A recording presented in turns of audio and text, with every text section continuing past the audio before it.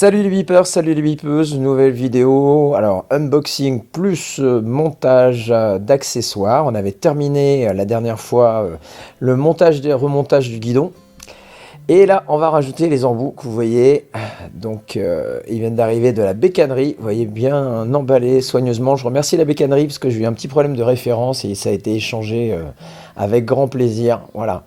Donc ce sont des Daytona Bar End, vous le voyez en coloris doré pour faire le petit rappel de couleur. Il y a également un petit accessoire qui va se mettre là pour boucher le trou qui a été occasionné lors du retrait des rétroviseurs, puisqu'on a installé les Outsider Montana 2. Voilà, alors quand on ouvre le petit colis de ces Daytona, eh bien on se retrouve avec des parties forcément en alu.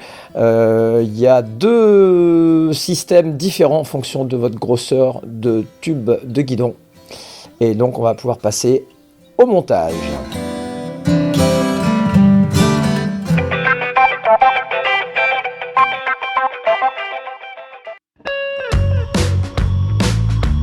Voilà, on avait quitté Raymond après le remontage du guidon, vous le voyez, on avait mis les poignées tech, on avait mis le guidon LSL Brooks, les Outsider Montana, les clignotants Moton, les petites pattes ciseaux pour le phare, et il nous manque, il y a un trou, hein, il manquait quelque chose.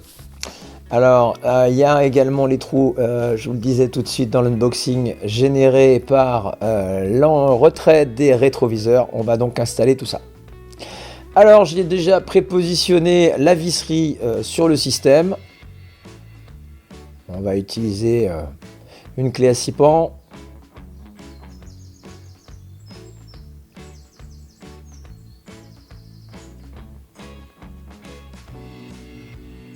On met en place. On va essayer de visser. Et là, première surprise, ça tourne dans le vide. Ça ne fonctionne pas. Ah oui, il n'y a pas de point d'accroche, donc ça tourne dans le vide, il va falloir changer de système. Alors j'ai essayé de presserrer un tout petit peu. Voilà, il y a tellement de jeu que ça tournait dans le vide. J'ai essayé de presserrer un petit peu le système au niveau du tube. Forcément il ne rentre plus. Donc il a fallu le faire rentrer en force, mais en douceur. Petit maillet, vous avez vu. L'intérêt du maillet, c'est qu'il va nous le bloquer un tout petit peu en force sur les côtés et que quand on va venir donner les coups de clé Allen à 6 pans, et ben justement maintenant on va accrocher.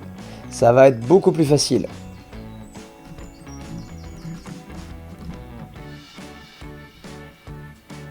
C'était la petite astuce.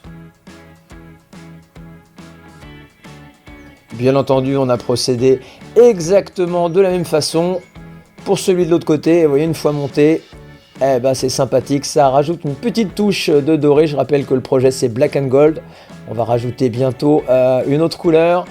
Voilà, je les ai pris bien lestés, bien lourds pour l'appui guidon et la stabilité. Et donc il y a ce petit trou, vous allez voir. Alors j'avais mis ce système alu, c'est bien, ça vaut un petit peu dessous. J'ai remplacé rapidement par des petits caches plastiques, vous verrez dans d'autres vidéos. Voilà, c'était le montage des Daytona. À bientôt pour d'autres aventures de Raymond.